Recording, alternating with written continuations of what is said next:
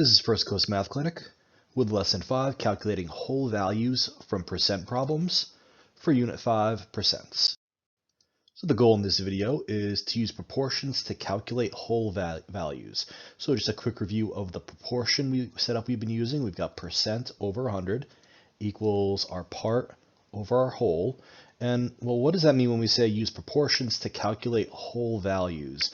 So in the previous couple videos, we've solved for like percent. We figured out what the percent is. We figured out what part is.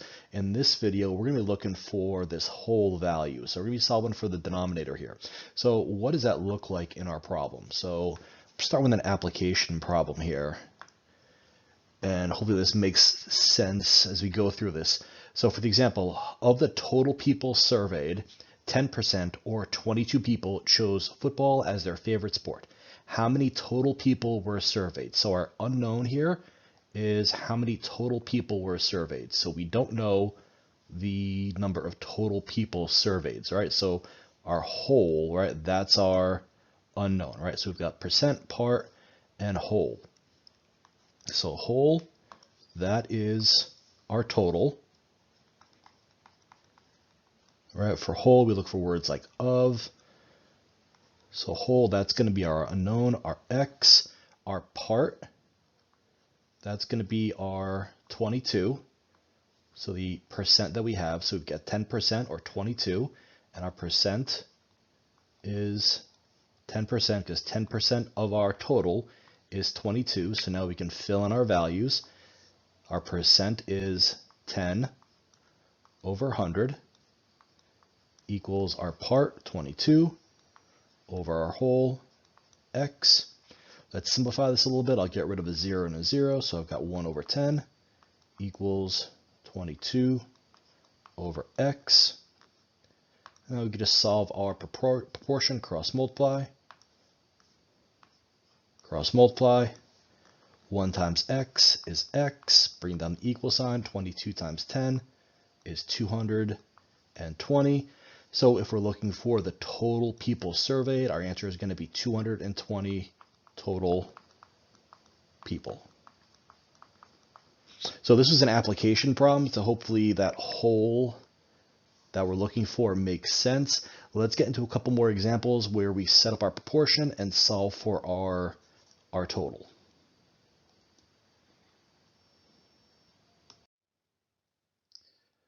All right, so for example number 1, we've got 30 is 20% of what number? So again, let's think of some of the words, right? So part is, whole, of. So we're thinking of what number, right? So that's our unknown. That's going to be our x. Is, so 30 is. So 30 is, so that's our part. And then our percent is just going to be 20. So we could fill in our proportion. So we're going to have 20 over 100 equals our part, 30 over x. Our percent over 100, 20 over 100. We can get rid of a 0 over 0. We've got 2 over 10. And we can simplify this. 2 times 1 and 2 times 5. The 2 and the 2 cancel out, and we're left with 1 over 5. So we've got 1 over 5 equals 30 over x. Now we'll cross multiply. 1 times x is x. Bring down the equal sign. 30 times 5 is 150. So our solution here, our whole should be 150. Number 2, 6 is 12% of what number? So of what number? Again, that's going to be our whole. That's our x. 6 is, that's our part. And then 12 is our percent.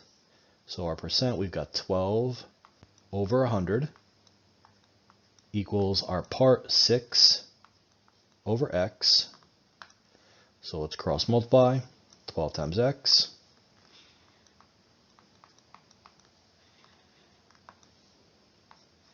6 times 100.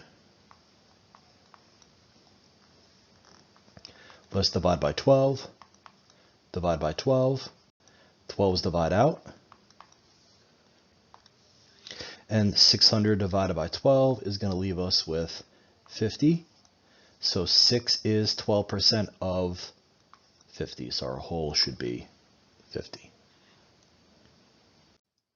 Number 3, 36 is 30% of what number? So again, whole, that's going to be our unknown, that of what number. Part is 36, percent is 30.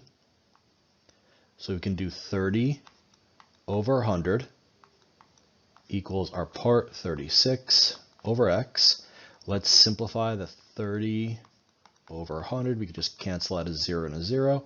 So we get 3 over 10 equals 36 over x. Cross multiply, 3 times x. Bring down the equal sign. 36 times 10, 360. Divide by 3 and 3. And we get x equals 120. So 36 is 30% of 120. All right, last one, 14 is 22% of what number? So 14 is going to be our part. Of what number? That's our x, so that's our whole. 22 is our percent. So we can do 22 over 100 equals our part 14 over x. So let's cross multiply. 22 times x. Bring down the equal sign. 14 times 100. Let's divide by 22 and 22. The 22's divide out, we're left with 1 and 1, so we can just bring down the x. Then dividing out 1,400 by 22, we're going to get 63.6, and we're going to round this to the nearest hundredth, 0.64. It's going to be 0.636, so we'll round it to the nearest hundredth, so I'll round that 3 up to a 4. Okay. All right, so this video was on calculating our whole value, so figuring out that denominator or the total part that we're finding our percent from using a portion. So hopefully these videos are helping you guys. If you like this video, leave a like, comment, and subscribe. First Coast Math Clinic.